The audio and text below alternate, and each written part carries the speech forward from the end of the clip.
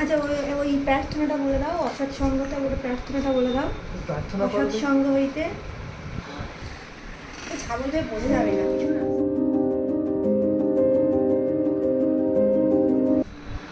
আস্তে আস্তে বলো।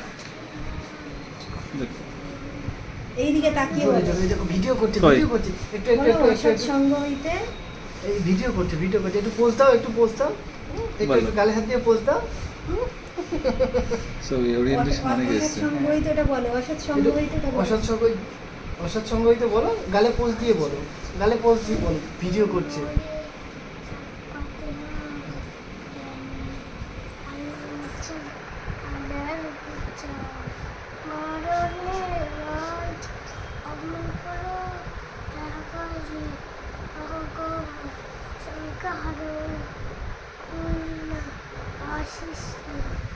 পুরো বুঝতে বলে তাই না?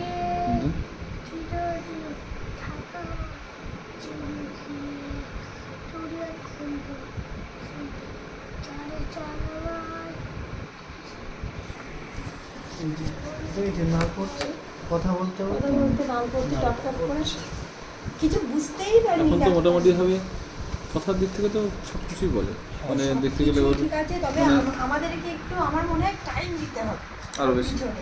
মানে আরেকটু বেশি করে, হুম। সেটাই আমাদের হয়ে ওঠে না। এটা আমরা দুজনাই বলি বলে সেটাই আমাদের হয়ে ওঠে না। আগের থেকে ও এখন না, আগের অনেকটাই তুলনায় মোটামুটি যতটা টাইম দেওয়া হয়, তবে ও মানে যত দেওয়া হচ্ছে ও আরো চাইছে, মানে ওর নিতে পারছে, আধার হিসেবে নিতে পারছে। ও আরো চাইছে যে আরো আমাকে প্রায়োরিটি দাও।